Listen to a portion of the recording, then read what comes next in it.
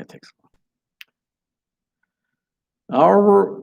All right. We're back here with Gary Calvert in our daily Bible reading. And I encourage you all to keep up the daily Bible reading as we are now making our way into is it First Kings or Second Kings? This is First Kings 3. Yeah, First Kings 3 through 13:34, and then our New Testament reading, Acts chapter 6, and going through chapter 9, verse 43. And so good stuff happening here. It essentially, our reading in the Old Testament is the reign of King Solomon. We left off last week where Solomon was anointed king, and now he's going full steam ahead. All right, so let's take over in 1 Kings chapter 3, our June 8th reading. King Solomon, as Todd indicated, the primary focus of this portion of the reading is King Solomon's reign. One of the main things King Solomon did was build the temple and build the palace there in Jerusalem. Yeah, and a beautiful one. And that was basically the first 20 years of his reign. But King Solomon was a very pious kind of guy. He tried to obey all of God's commandments, at least initially. Yeah. Later on in his beginning, life, I mean, this guy gets out the gangbusters, He's just doing everything right. He makes sacrifices to God. He, does, like I say, all the right things. But then God asks him what he wants. Yeah. And he's still pretty young. I didn't see how old he was at this point, but he's a young man. Obviously he reigned for 40-ish years. Yeah. And so one would assume he was a relatively young individual. Yeah. Because the lifespan during that time wasn't a Methuselah era. Right, yeah. Exactly. This guy didn't live to be 700 years old. Yeah.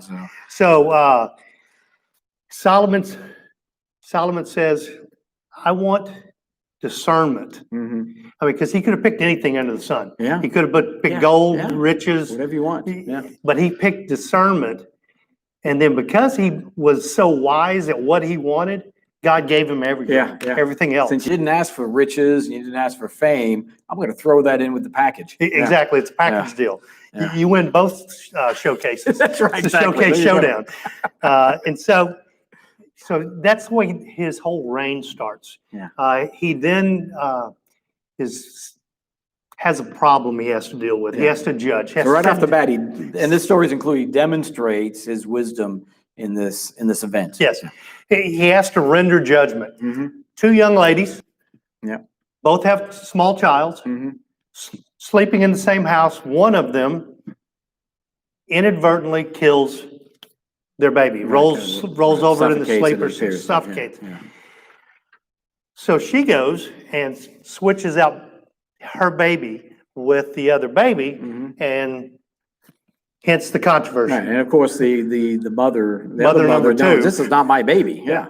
Mothers know their babies. Right. And so consequently, they go to Solomon for jurisprudence, and he says, tell me what your story is. And they tell the story.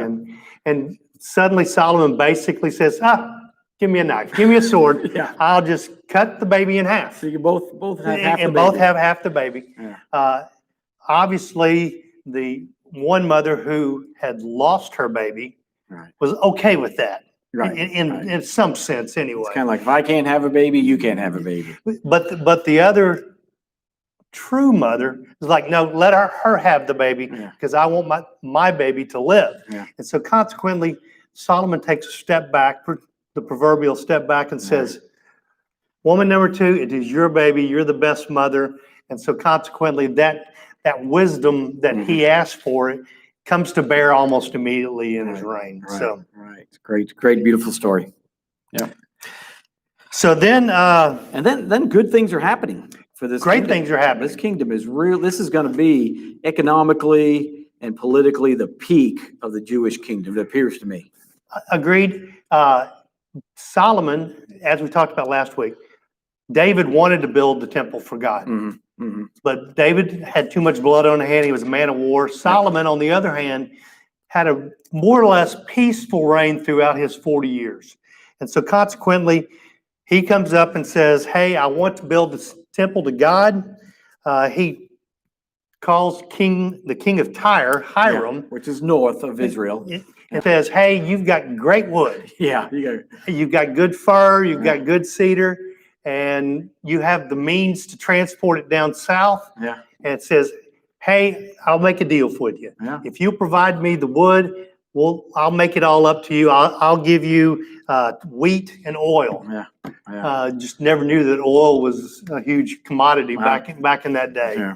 But during the construction, the Lord promised to Solomon that if you keep everything I command of you, your lineage will be on this throne Right. forever. That's repeated several times. And he said the same thing to David. Right, right. And later, next week, we'll see that verbiage coming through half the kingdom anyway, as David remains on the throne. Right. In the Israel side of Israel. Yeah. No, Judah. I apologize. Judah. Judah is going to remain in the Davidic Yes. lineage. Yeah. So Solomon gets all these resources together, gets all It these is people. amazing. I'm reading this thinking, wow, they transported all those cedars from Lebanon. They floated down them. the They made barges Mediterranean. basically and just floated Yeah. them down the Mediterranean. Incredible workforce, And also with Hiram, the workers came with it too, because they knew how to cut the wood. They knew how to do the things that Solomon wanted, that he envisioned Mhm. for God's temple. Mhm. And so consequently, he starts building it. And after 7 years, the temple is in a finished state. Mm. That doesn't mean it's ready for everything, because Solomon also wanted to have gold and bronze implements Yeah. throughout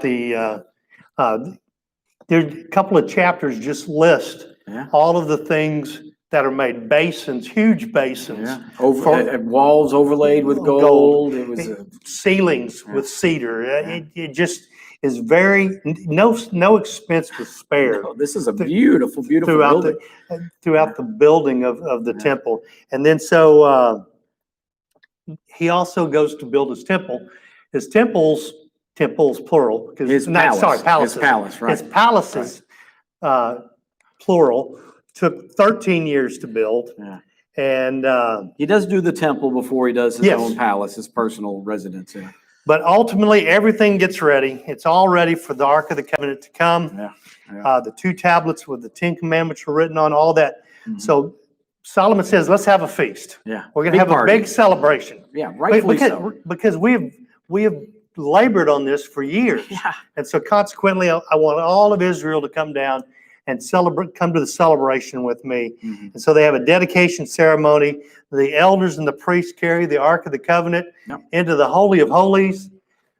Cloud comes down. That's exactly what I was about to say. Yeah. Then a smoke cloud We can't comes even do out. our work. The cloud is often used as a manifestation of God's presence. We've seen that. We see that even in the New Testament, where the cloud overshadows Yes.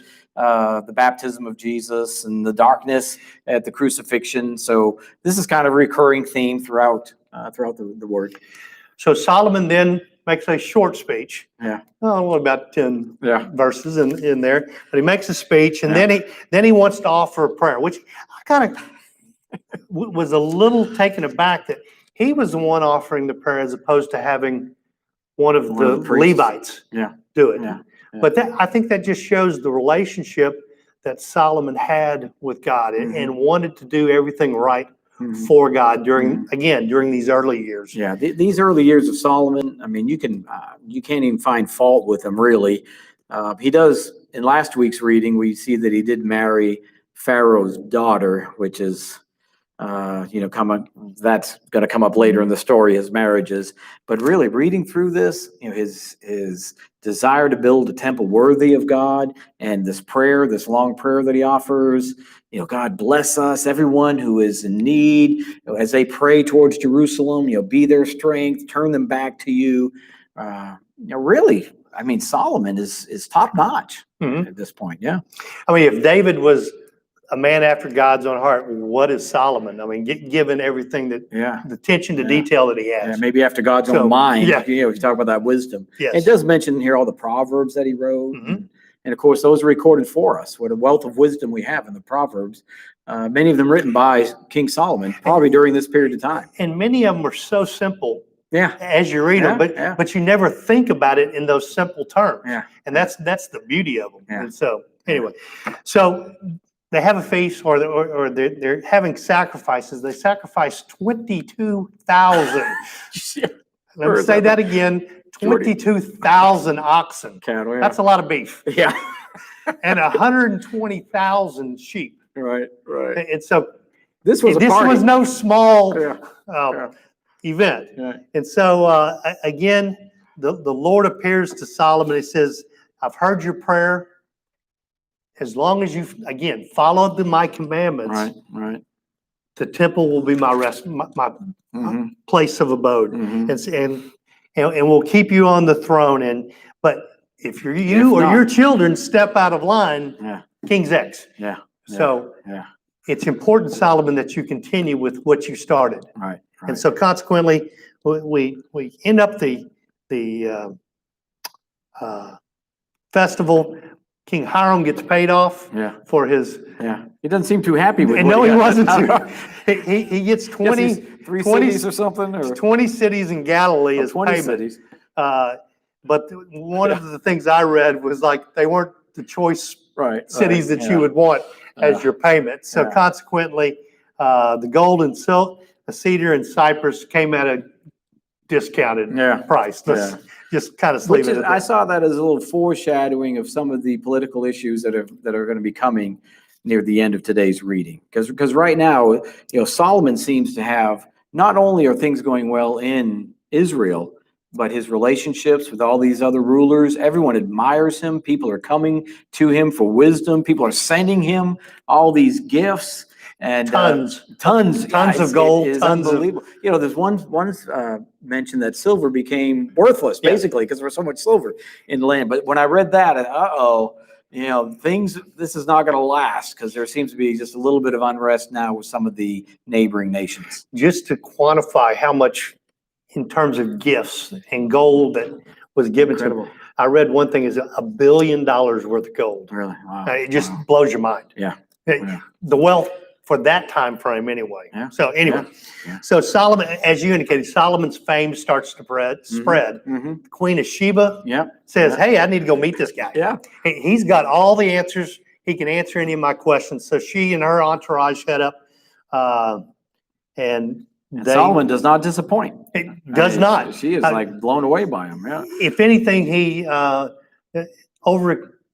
over exceeds Her her expectation. expectations. Yeah. And so ultimately, she goes back and again talks about his frame. Mhm. She gives him gifts. Mhm. He gives her gifts, obviously. Yeah. But Solomon wanted for nothing all the wisdom and all those riches, as long as he doesn't break God's commandments. Yeah. 1023 I highlighted, which is in the June 12th reading. Mhm. King Solomon was greater in riches and wisdom than all the other kings of the earth. The whole world sought audience with Solomon to hear the wisdom God had put in his heart. I mean, this guy's a rock star. Yeah. Yeah. I mean, he's viral. viral for sure. Yeah. Yeah. Event, but unfortunately, God had warned him about marrying foreign women, Yeah. like we talked about. And with this the- goes back to Deuteronomy. I mean, The command- the dangers and the perils of intermarrying from other nations of different religions. And that's the real issue. It's not a racial thing. It's more of a religious thing, because he knows that when you introduce those foreign wives, they're going to bring with them Their foreign that, influence. that influence of those foreign gods. So this is 1 Kings 11, June 13th reading is when this is when, This is when we started going downhill. Yeah, the good days are over The here. decline started coming. Yeah. 700 princess wives Yeah. and 300 concubines. Yeah. So let's call it 1,000 wives. All right. Good luck, man. And That's this Todd Coteau.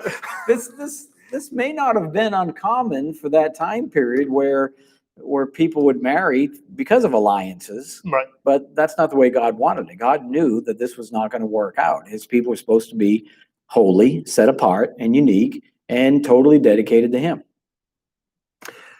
Ultimately, like God foreshadowed, the wives Yeah. started turning his heart Mhm. towards their gods, and they built temples for Yeah. their gods. Yeah. And then God says, Solomon, I warned you, you're going to lose your You kingdom. know, tear it away from you. Yeah. But for David's sake, I'm not going to do it while you're still alive. Mhm. But your son will only have one tribe to rule. Mhm. And so again, foreshadowing of what's going to happen once Solomon passes. All right. And as we'll find out next week, it does Israel globally end Yeah. for a long period of time. Yeah. Yeah. So ultimately, as Solomon's reign ends, God begins to raise up enemies. Mhm. David had conquered Edom. Joab had killed every male. It's Yeah. just one little story. But a Yeah. young boy named Hadad Yeah. escaped with his father's servants and hid out in Egypt for a while Right. until Solomon passed. Right. Solomon and Joab. And then Hadad wanted to come home because he wanted to become a rival of Solomon. Which is you're right. Home would be a neighboring nation. Yes. Right. Right. So next, So God. he'd kind of been on the run, but now, hey, Solomon's gone. I want to go back to the land that we had before David drove us out. It was David who died, but he was a rival to Solomon. Solomon was still there. I misspoke. Okay. So God raises up another guy named Rezon, who's a former leader of a bunch of marauders who became the king of Damascus. But God raised him up as adversary. And Jeroboam, who's the son of Solomon's servant. So Rezon was a son of one of Solomon's servants. Jeroboam was a talented worker, but we're going to find that he has an ulterior means or ulterior motive. Mhm. Mhm. He ultimately becomes the first king of Israel as opposed to Judah. Right. And so consequently, he becomes the first non-David lineage Right. Right. to reign on the throne. But we'll get to that Mhm. later. Yeah. Jeroboam was outside doing various things, and a gentleman by the name of Ahijah Yeah. was out in the field, and they grabbed Jeroboam's garment, Yeah. and he just tore it up. Oh, that's good. And he tore it into 10 pieces, and those 10 pieces represented the 10 tribes. And so ultimately, he gave Jeroboam the Those 10 pieces pieces. to indicate, I'm going to give you those tribes. You're not going to have the whole nation. Right. Right. But you are going to have a very large portion of Right. it. Right. And so ultimately, Solomon's son, Rehoboam, Right. try to keep Yeah, these I two know. straight Yeah. in your mind. Right. Rehoboam, the one tribe, so that David's line will continue, Mhm. and that being Judah, the Mhm. line of Judah. Right. Right. And in Judah, that promise is going to be fulfilled throughout the years that Judah remains a nation. There's going to be a son of David on the throne to the very bitter end. And in the northern kingdom, there's just going to be family after family, insurrection after insurrection. So, But the bad thing is, as good as David was, and as good as Solomon was in the first part of his yeah, right. reign, Not all those kings are going to be good. the kings came after them weren't necessarily the top shelf. Right. Yeah. They're related to David, but they don't have the heart of Yes. David. So Solomon hears about the whole exchange with Jeroboam, and he wants to kill Jeroboam. So Right. Jeroboam, again, seems like the thing to do during this time. Let's go to Egypt Yeah. and get out of here. Right. And so he remains in Egypt until Solomon passes, Mhm. and that ends the reign of Solomon. Mhm. So then Rehoboam goes to Shechem, which Rehoboam is Solomon's son, to be crowned the king of Israel. And Jeroboam his supporters appear before Rehoboam. And basically Jeroboam says, hey, your father was a little hard-handed at times, Mhm. Mhm. but if you could just, back off a little bit, Yeah, dial it back. we will Yeah. be your Yeah. be your servants. Right. And that's what. So Rehoboam gathers his advisors, and Right. says, hey, guys, what should I do? Yeah. His older advisors say, that's what you should do. Back off. You should take Back it, off, take yeah. it easy. Right. Right. But then Rehoboam says, well, let me talk to Talk to my buds. my homies over here. And then they talk to them in their devices. You need to tell them that you're going to be worse Right. Right. than the hand that was under them before. So Yeah. consequently, he chose Chose the advice latter. of the younger friends. of Exactly. his, and that's going to backfire on him. and that ultimately does backfire on him. So then Jeroboam says, okay, you asked for it. Mhm. So ultimately, we now have two kingdoms. Yep. Yep. Rehoboam's over Judah, and Jeroboam is over Israel and the 10 tribes. Yeah. And It's, so- it's really amazing how quickly things can change. Exactly. During the time of Solomon, it is, peace, wealth, everything is going Israel's way. But then with this disobedience, God kind of withdraws his protection. And now this kingdom is, It's and torn this is apart. the beginning of the end, really, Yeah. for the northern kingdom and the southern kingdom. But how critical it is, and a reminder to us, man, we need to stay faithful to the Lord. Especially, it seems to be human nature that when things get going so well, we tend to forget that God is the source of all of these blessings. And then we start making our own decisions. We start relying on these alliances with other nations. And then before you know it, we're past the point of no return. And we're suffering the consequences of our disobedience. It's that old 1 degree of separation analogy. Yeah. That if we get 1 degree off, we're not far off in the beginning, Right. but we eventually get out Yeah. and we're way off. Yeah. And we don't even realize it because we're just barely off. Right. And so that's basically what happens to Rehoboam and Jeroboam. Yeah. Jeroboam has one problem though. Rehoboam Yeah. controls Jerusalem. Right. So Jerusalem, where this beautiful temple is in the southern kingdom. It's in Judah. And everyone, whether you're from the north or the south, everyone loves the temple. And so Jeroboam has this problem. Yeah. So ultimately he comes up with this Like, great idea. Yeah. Hey, I'm just going to build 2 golden calves. Right. I'm going to put one in the north and one in the south. Yeah. And so that you have no reason to go to Jerusalem at all. Right. I'll create my own little holy places.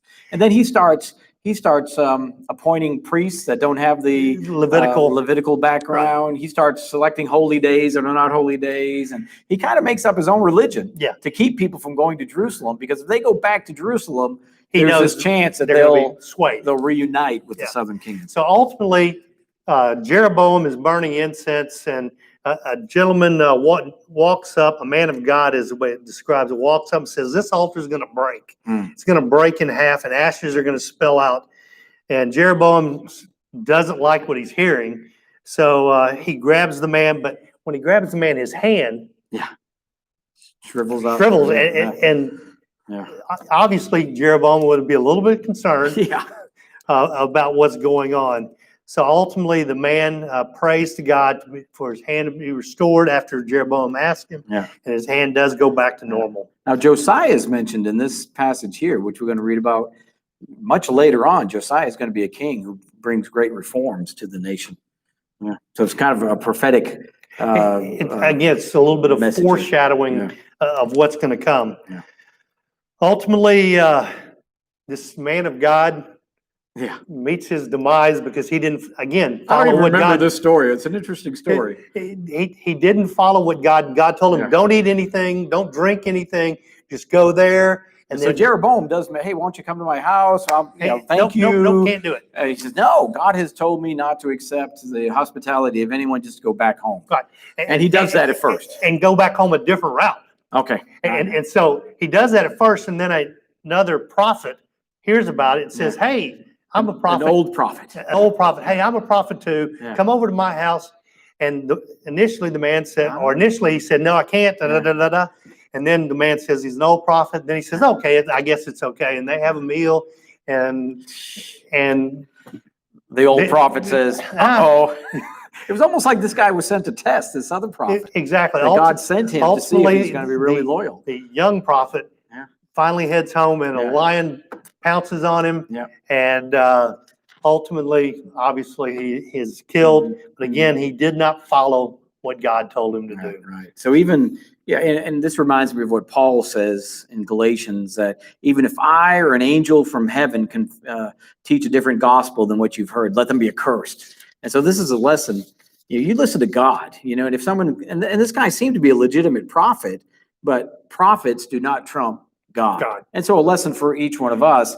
Yeah, I feel this great responsibility getting up there on Sunday. And even now as we're teaching, I'm trying to deliver truth and I'm trying to be faithful. But if I conflict with God, you don't listen to me, you listen to God. And if there's any other preacher out there, any other leader that conflicts with what God has said, no matter how influential or how spiritual they are, you listen to God and not to any other man. And some of our statements, even as we're talking here, we might get something a little bit wrong. Right. But God gets nothing wrong. Right. And so we need to focus on God and what God tells us to do. Yeah. And what's in here. And the Bereans, I forget, Acts 16 maybe, I'm not sure about that, where Paul commends them for following.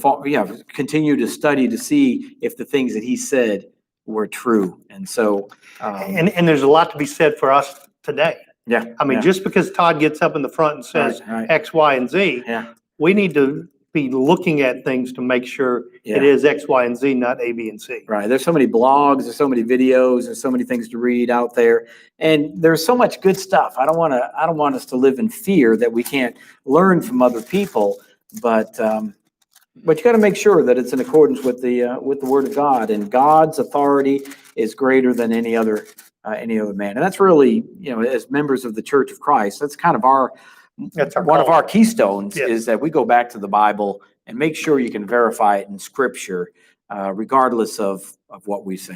That's one of the beautiful things about doing this daily Bible reading and reading through the Bible in a year.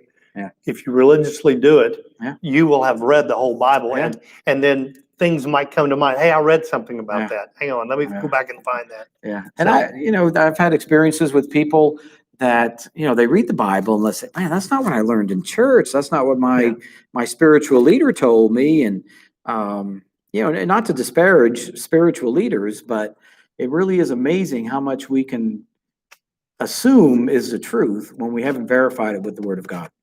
So, kind of a story that's thrown in there for me. It was that reminder. All right, so let's go to the book of Acts. Acts chapter 6.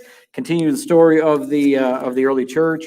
And the church has started. Good things are happening, and things are spreading from Jerusalem outward. Right. In this reading, we do see the progression. It's basically been all in Jerusalem at this point, and during these chapters, the beginning of the spread of Christianity from Jerusalem starts. And unfortunately, it's not all great things happening. No. Because initially, in chapter 6, some of the Christians, hey, our widows aren't getting the things that everybody else is getting. There seems to be a little bit of favoritism. And of course, the 12 apostles are like, hang on, we don't have time to concentrate on these day-to-day functions. Here, let's appoint 7 men to handle the benevolence aspect here in this town. And one of those individuals is Stephen. Right.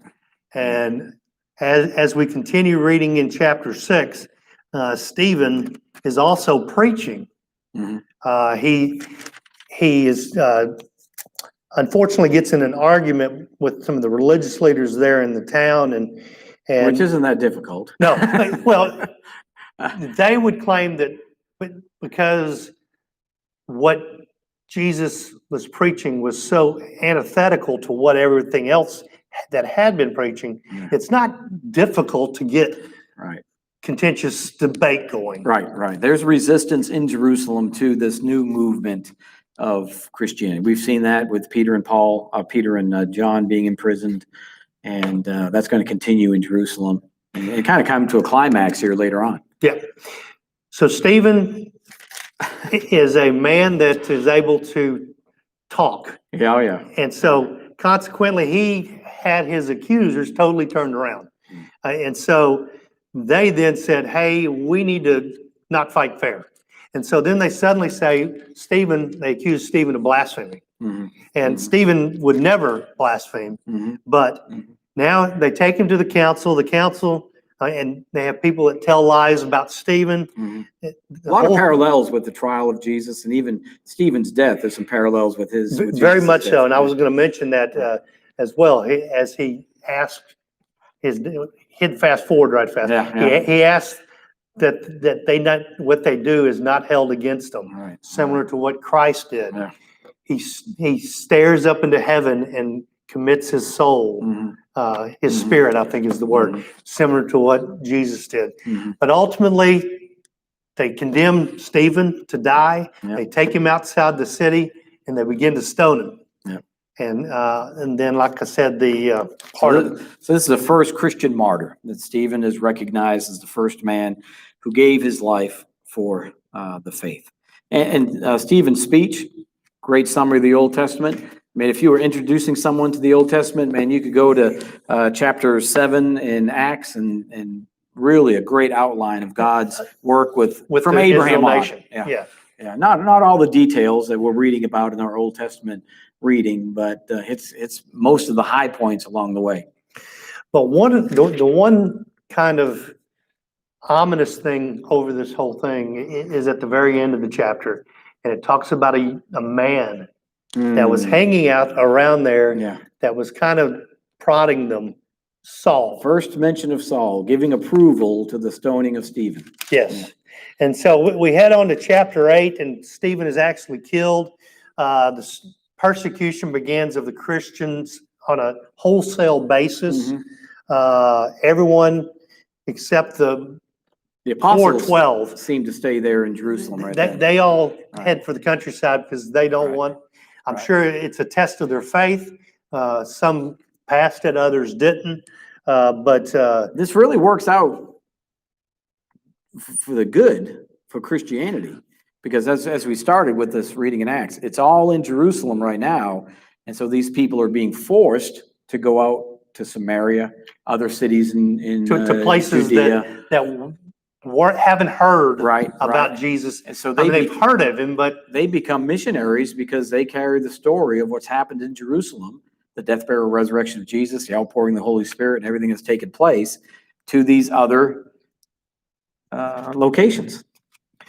so again, Saul is one of the ringleaders, if Oh, you yeah, will, yeah. of the persecution of Christians. And then Philip, who was also one of the 7 that were appointed One of the to original help servants. Yeah. help with the benevolence, Mhm. was preaching and healing and exorcising demons. And then the apostles heard about what he was doing, and so Peter and John go out to help. And so ultimately, many were converted Mhm. and received the Holy Spirit. But meanwhile, an angel of the Lord comes to Philip and Yeah. says, "I need you to take a little trip." Yeah, get a little detour for you. Yeah, just a little one. Yeah. I need you to go talk to a man. Yeah. His name's Saul, which had to send shivers up Philip's spine because of Saul's background. Okay, this is Ananias. So Oh, I think Philip meets the Ethiopian My eunuch. bad. All right, thank you. jumping a little ahead in the story there. Here, we'll edit that later. So Philip gets these instructions to go on this road, I skipped paragraphs. right? And then there's this, you might say a coincidental meeting, but it's definitely spirit Spirit-driven. planned. And he comes across this guy from Ethiopian eunuch. Ethiopia, yeah. And he was the finance minister. He's in Jerusalem. He's come for to religious worship. purpose. Yeah.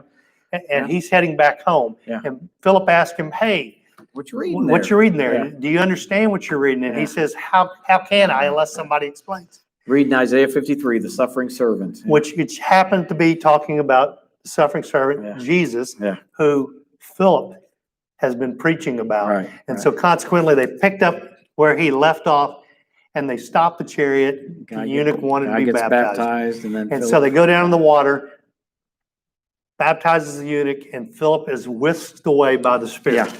Yeah. And So so, we can only assume that this Ethiopian is going back to his homeland. And so the And spreading gospel, the I'm sure gospel that there. the gospel is being preached there as well. The book of Acts has a lot of material in it, but it basically focuses on Peter in the first half and then Paul in the second half. Meanwhile, there's a lot else going on that is not recorded in the book of Acts. And so we'll read about churches and Christians existing in places, and we don't exactly know how the word got there, but it could have been from some of these scattered Christians during that Jerusalem persecution. Could have been people like this Ethiopian eunuch who went back to their hometown. Could have been people that were there on the day of Pentecost from several different nations that went back and carried the word with them as well. So, and it's probably similar to the, not current day, previous day, circuit rider preachers, where they would go to areas and they would do circuits. Yeah. Similar to the way Paul did. Yeah.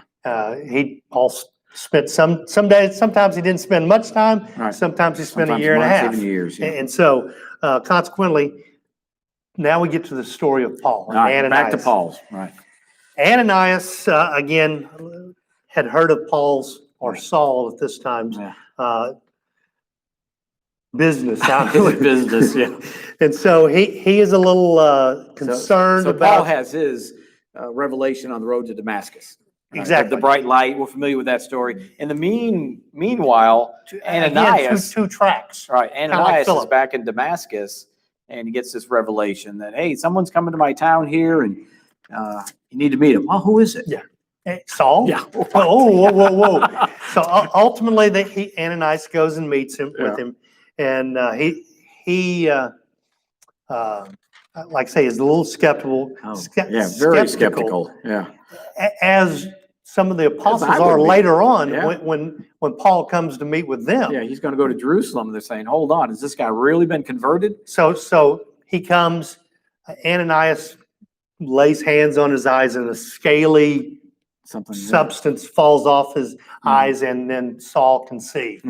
Ananias preaches to him his errors of his ways, and Paul does, Saul/Paul, does a 180 and says, I have had it all wrong. I need to be preaching Jesus instead of condemning the Christians. And so consequently, we now know that he is going to go out and preach to the Gentiles. Right. And so ultimately, now we have the Jewish focus and the Gentile focus, the two-pronged approach. Saul becomes very mighty. He seems very persuasive in his teaching. In fact, he now becomes the hunter, becomes the hunted. Yes. And in Damascus, there are Jewish people that are wanting to kill him, and so they've got to lower him Out the outside window. the walls of the city. In a basket, in a so basket. he can, Yeah, so he can get away.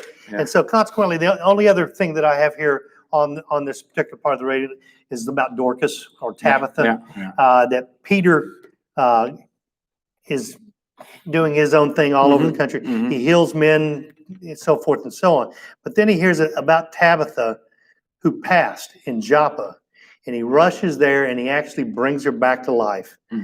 And that concludes our reading for this week. Yeah. Let me throw one thing in there. Okay. When Saul does go to Jerusalem, there is this suspicion that the apostles have, and it's Barnabas who kind of steps in and vouches for Saul Paul and allows him to be integrated into this group. All right. So Paul and Barnabas, of course, are going to go on that first missionary journey. Barnabas was mentioned back in chapter 5, very generous, son of encouragement. So Barnabas is one of those minor characters that has different roles. Yeah, but this act of compassion and his belief that God can change the heart lives. and the soul of Saul really makes a big difference. And so, Barnabas is not going to get the headlines, but he's doing his part. He's going to carry the water. Yeah.